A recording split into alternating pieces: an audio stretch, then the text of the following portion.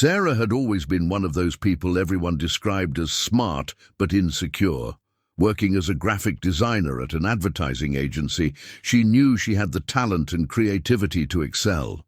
But whenever an opportunity presented itself, a new project, a big presentation, Sarah felt paralyzed. It was a Monday morning, and Sarah's boss, Mark, had given her a potentially career-defining assignment. "Come up with a new concept for our new campaign," he'd said, with a deadline of Friday. The idea was simple. Come up with something bold, creative, something that would wow the client. Sarah knew this was the perfect time to show what she could do. But as she sat down at her desk to start planning, the familiar wave of self-doubt took over. She opened her laptop, stared at the blank screen and began to think, what if my idea isn't good enough? What if the client hates it? What if Mark thinks I'm not capable of leading? The clock in the corner of the screen read 9 a.m.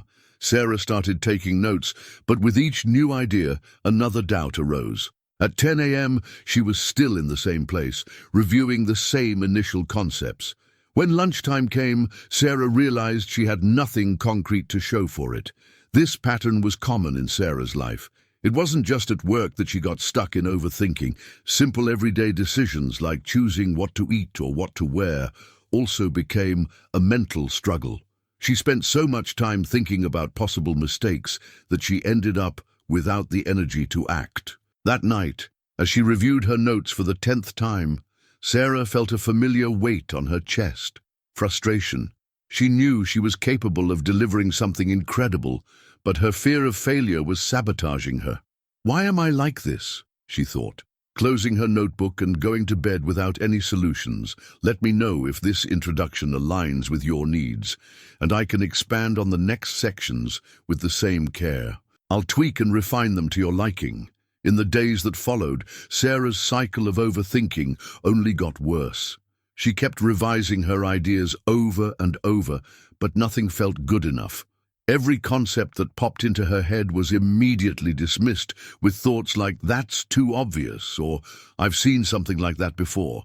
It's not original." In the office, while her colleagues excitedly discussed their own progress, Sarah remained silent.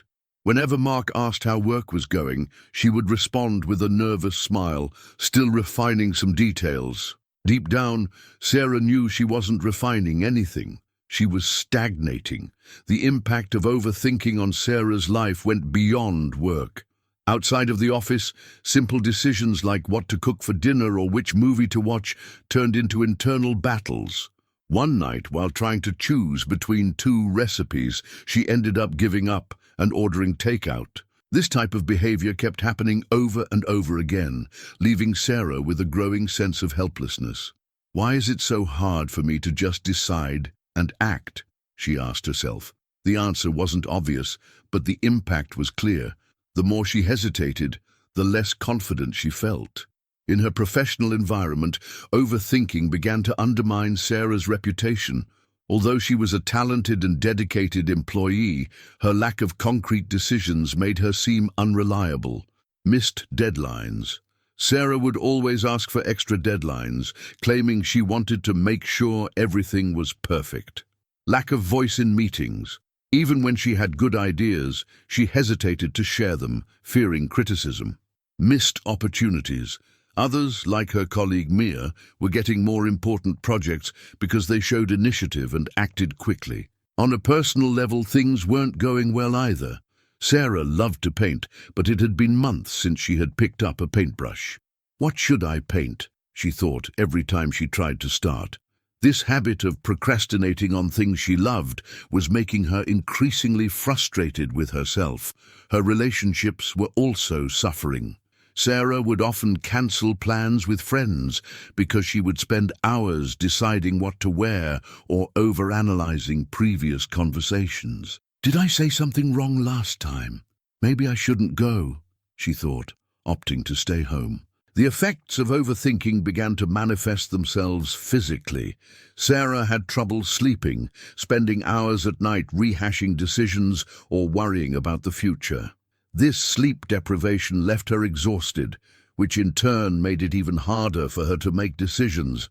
In addition, Sarah began to experience symptoms of anxiety, frequent headaches, muscle tension, especially in her shoulders and neck, feeling constantly tired, even on days when she didn't do anything significant. The cycle was self-reinforcing. The more Sarah thought, the more tired she became. And the more tired she became, the less energy she had to take action, which made her even more frustrated with herself. One night, after yet another unproductive day at work, Sarah found herself sitting on the couch, staring into space. She remembered how she used to be at the beginning of her career, full of enthusiasm and confidence, always ready to take on new challenges. "What happened to me?" she whispered to herself. As painful as it was to admit, Sarah knew something had to change.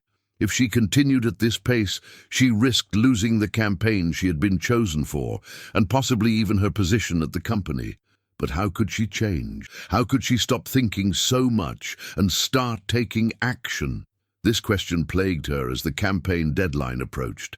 It was clear that overthinking was robbing her not only of her productivity, but also of her confidence, her health, and perhaps most importantly, her enjoyment of life. At that moment, Sarah decided she had to find a solution.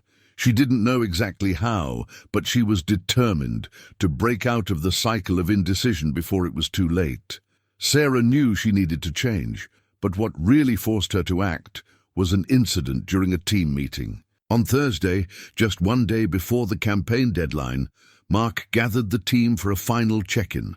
It was the last opportunity for team members to present their ideas before the official submission.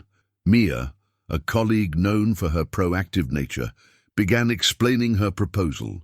She spoke with confidence and energy, even though she knew her idea was not yet fully refined. The client might want tweaks, but Mia was willing to improve the project along the way. Meanwhile, Sarah felt sick to her stomach. She had several ideas jotted down in her notebook, but none of them felt ready enough to share. Every time she thought about speaking, her mind raced with questions. What if I get interrupted? What if my idea doesn't make sense? When the meeting ended, Mark praised Mia's initiative and asked her to lead the campaign presentation the next day. Sarah felt a wave of disappointment and embarrassment. She knew she had equally good ideas, but her hesitation had left her behind once again. "Let me know if you want me to continue with the turning point section or move on to the coping strategies." Sarah sat frozen in her chair long after the meeting ended. The room had emptied, but her mind was still replaying the moment Mia spoke up, full of confidence, and stole the opportunity that could have been hers. Her notebook lay open in front of her, pages filled with sketches, diagrams, and notes, none of which had made it past her lips. As the echoes of her hesitation settled, Sarah felt a crushing wave of regret. She had the ideas, the skills, and the vision, but every time she had a chance to prove herself, something held her back. And now, it wasn't just about missed opportunities, it was about how she was beginning to see herself. "I'm letting fear control me," Sarah thought, gripping the edge of the table.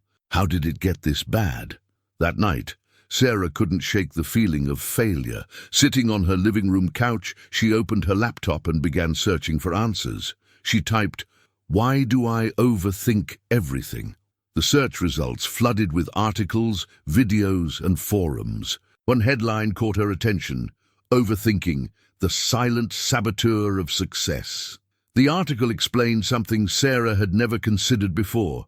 Overthinking is not a sign of diligence or intelligence.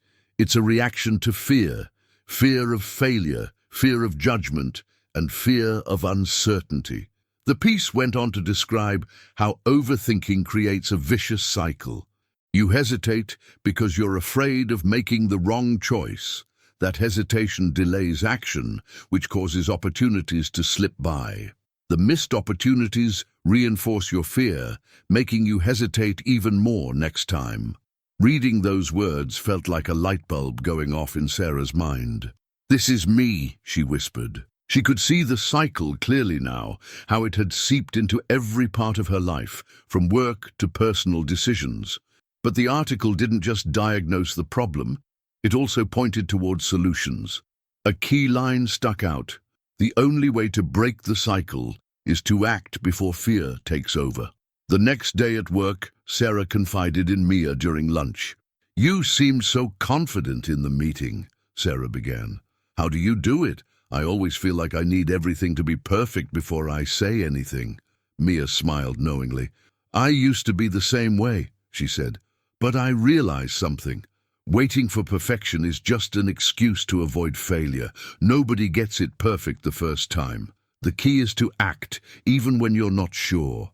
Mia's words hit Sarah like a jolt. Act, even when you're not sure. It sounded simple, but it was the opposite of everything Sarah had been doing. For her, action always came after endless analysis, when she was certain she had the right answer. But now she was starting to see how that approach was holding her back. Later that evening, Sarah reflected on Mia's advice. She realized she needed to stop chasing the illusion of perfection and start trusting herself. But how? Overthinking had become so ingrained in her that breaking free felt impossible. Determined to make a change, Sarah decided to take a small step.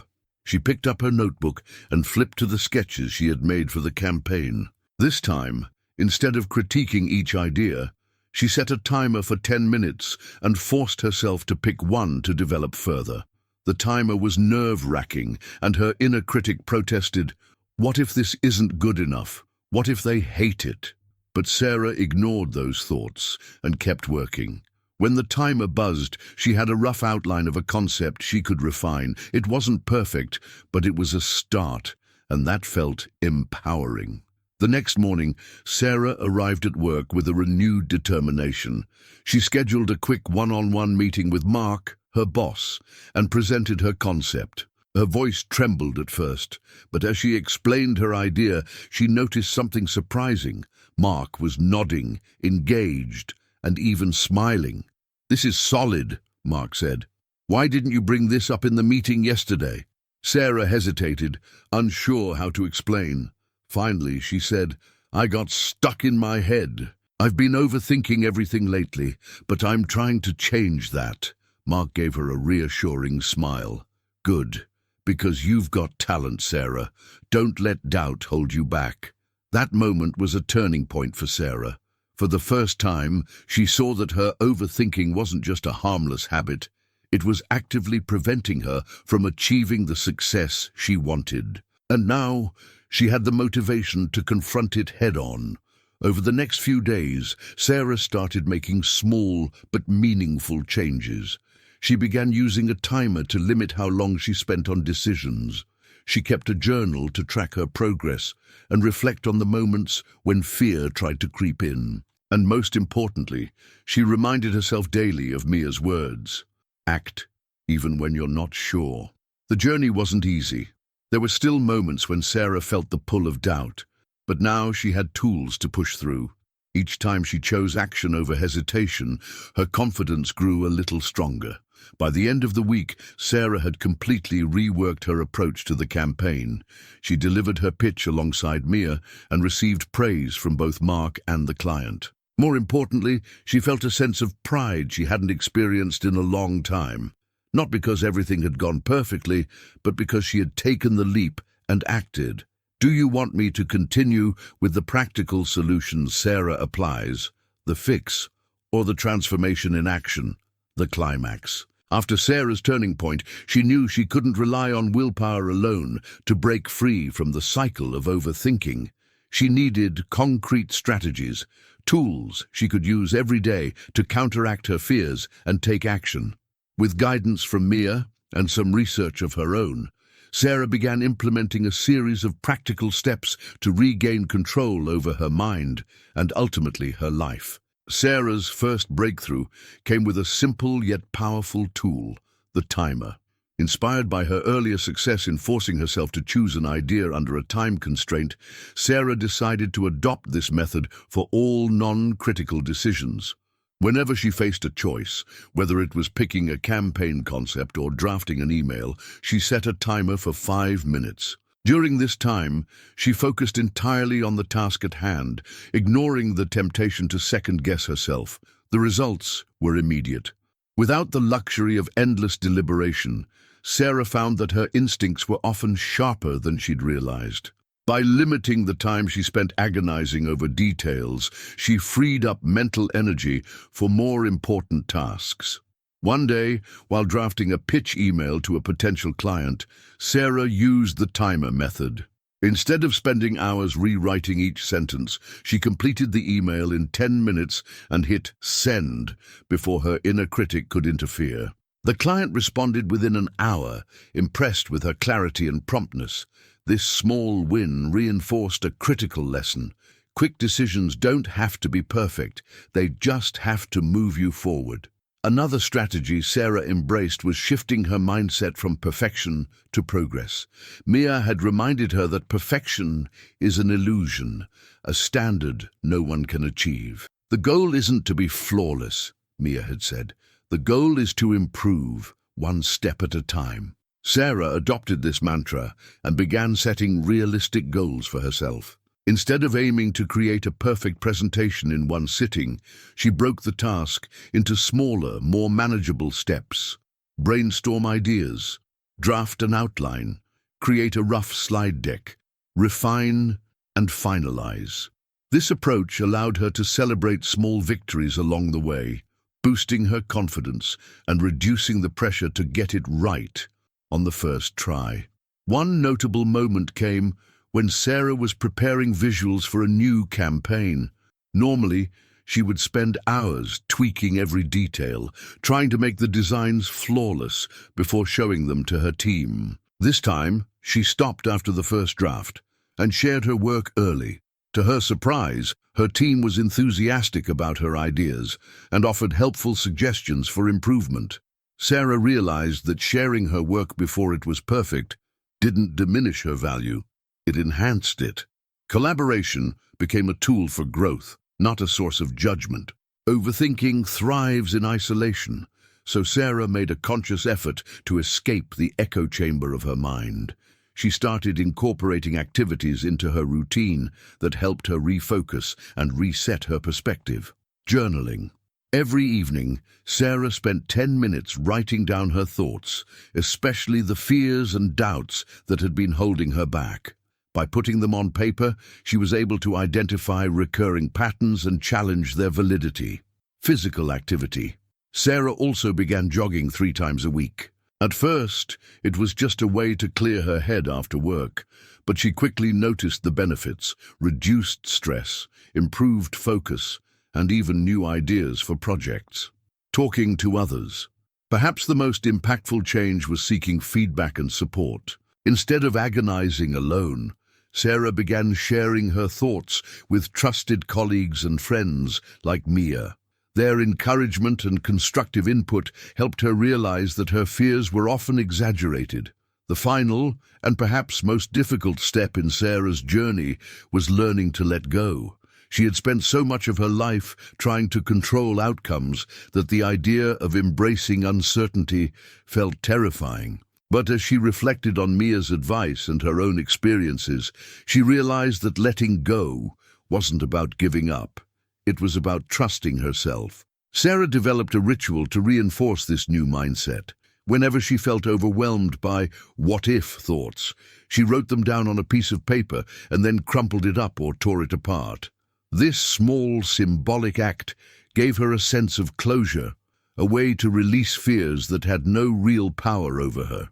In one instance, she was preparing for a presentation and felt the familiar pang of doubt. What if I stumble? What if they don't like my idea? Instead of dwelling on these thoughts, she wrote them down, crumpled the paper into a ball, and threw it into the trash. "I'm leaving this here," she told herself before stepping into the meeting. The presentation wasn't perfect. She stumbled over her words once and forgot a minor detail, but the clients loved her creativity and authenticity. It was a turning point for Sarah, proof that imperfection didn't equal failure. Her colleagues noticed the difference too. Mark, her boss, complimented her on her proactive approach, and even Mia remarked, "It's like you're a whole new person." But Sarah knew she wasn't new. She was simply learning to act, even when things felt uncertain. Overthinking no longer controlled her. She was in charge. Let me know if you'd like me to continue with the transformation, living beyond overthinking, or adjust anything so far. With Sarah's new strategies in place, the real test came when she faced her biggest professional challenge yet, leading a major campaign presentation for one of the company's most important clients. This was a defining moment, not just in her career, but also in her personal journey of overcoming overthinking. The project was massive, with high stakes attached. The client was known for their meticulous standards and unpredictable feedback, and the entire team felt the pressure. Mark, Sarah's boss, called her into his office a week before the presentation. "I want you to lead this pitch, Sarah," he said. "Your recent work has been outstanding, and I think you're ready to take this on." Sarah's heart skipped a beat. A few weeks ago, she would have felt paralyzed by the thought of taking the spotlight in such a high-stakes meeting. But now, she saw it differently. She wasn't entirely without fear. Her palms were already sweating, but she knew she had the tools to navigate the situation. "Thank you, Mark," she said, her voice steady. "I'll give it my best."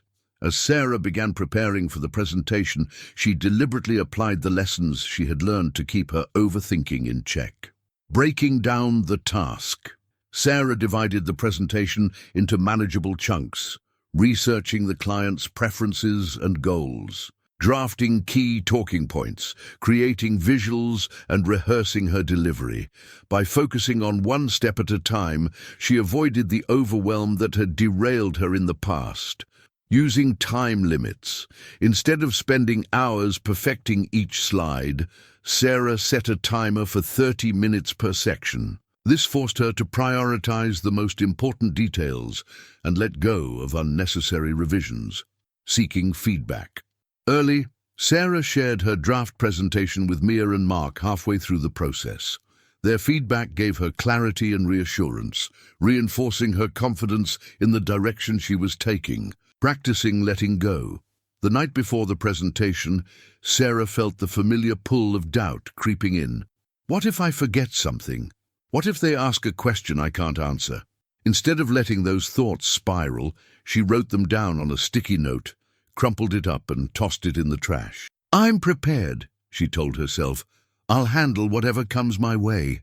The morning of the presentation, Sarah felt a mix of excitement and nerves as she walked into the conference room.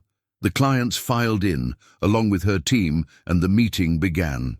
When it was her turn to present, Sarah took a deep breath and stepped forward. She remembered Mia's advice: act, even when you're not sure. Her voice trembled slightly at first, but as she got into the flow of her presentation, her confidence grew. The clients were engaged, nodding along as she outlined the creative vision for the campaign. At one point, one of the clients interrupted with a challenging question about the budget implications of her idea. Sarah felt her heart race, but instead of freezing, she paused, gathered her thoughts and responded honestly. "That's a great question," she began. "While the initial cost might be higher, the long-term benefits in audience engagement will more than make up for it. I can follow up with detailed projections if you'd like." The client nodded, satisfied, and Sarah continued. When the presentation ended, the room was filled with smiles and handshakes. The clients were impressed, not just by the creativity of the campaign, but by Sarah's poise and ability to address their concerns with clarity. Mark pulled her aside afterward. "You did an amazing job, Sarah," he said.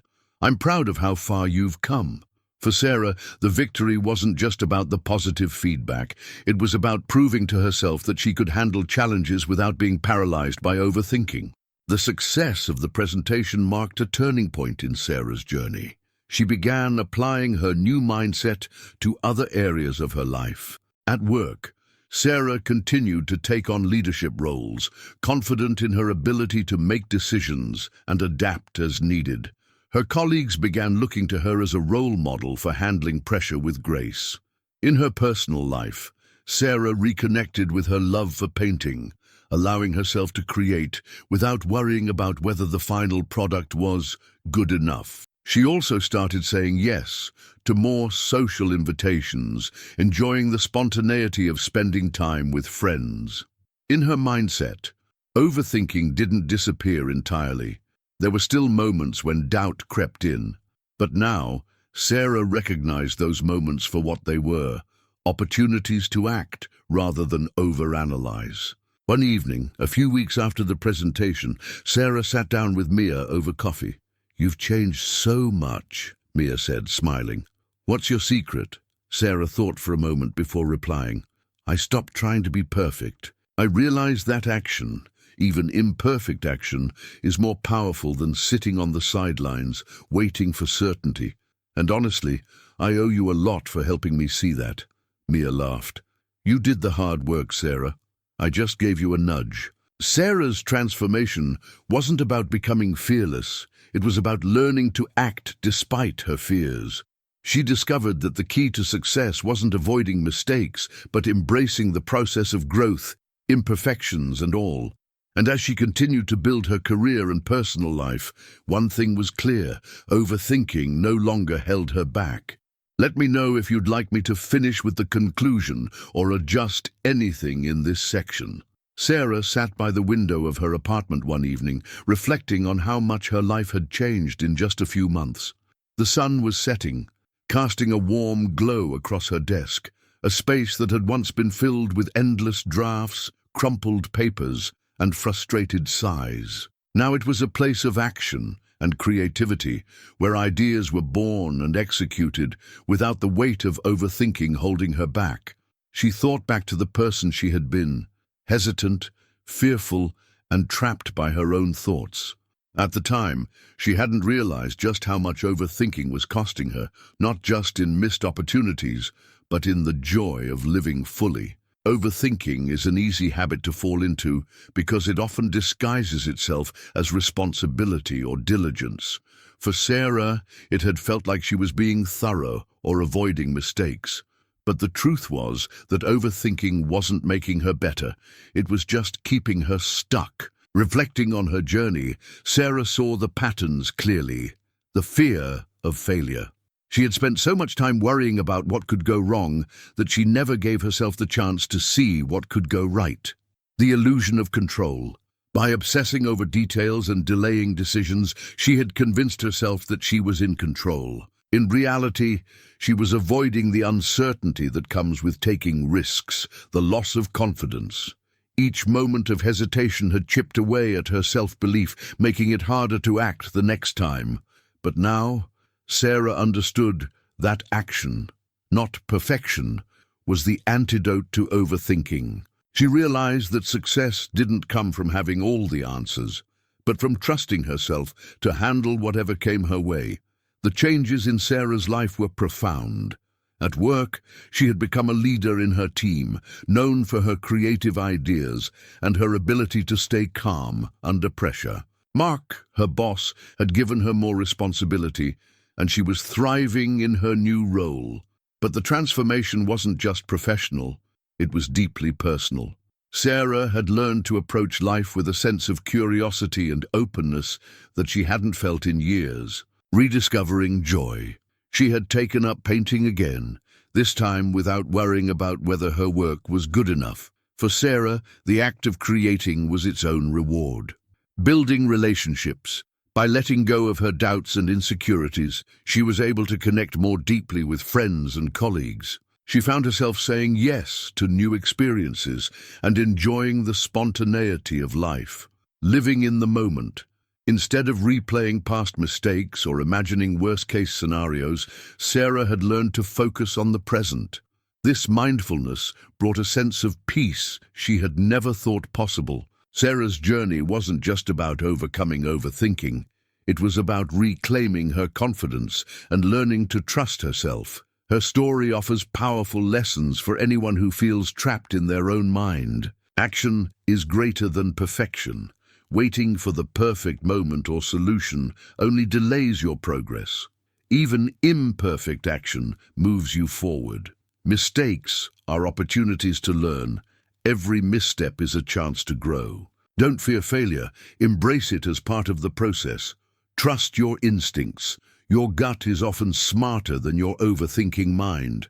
Learn to listen to it and take that first step. Progress. Over time, Change doesn't happen overnight. Small, consistent actions lead to big transformations. If you've ever felt stuck, paralyzed by doubt, or afraid to take the next step, Sarah's story is proof that it's possible to break free. Overthinking doesn't have to control your life.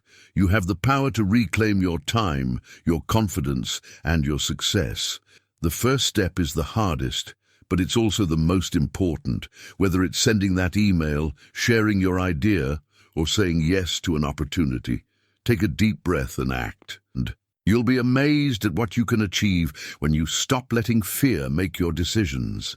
In the closing moments of her reflection, Sarah pulled out her notebook, the same one that had once been filled with ideas she was too afraid to share. This time, it was different. The pages were no longer filled with crossed-out concepts and hesitant scribbles. Instead, they were full of completed projects, bold plans, and even a list of personal goals she was working toward. One phrase stood out, written in bold letters across the top of a page: "Done is better than perfect." Sarah smiled as she read it. It wasn't just a mantra anymore. It was how she lived her life. With that, she closed the notebook and picked up her brush, ready to start a new painting. The canvas was blank, full of possibilities. And for the first time in a long time, Sarah felt excited, not afraid. Like Sarah, you too can overcome overthinking and unlock your potential. Start small. Take one step today toward a goal you've been putting off. Remember, you don't need to have all the answers. You don't need to be perfect. You just need to begin. What's your next move? Don't overthink it. Just start.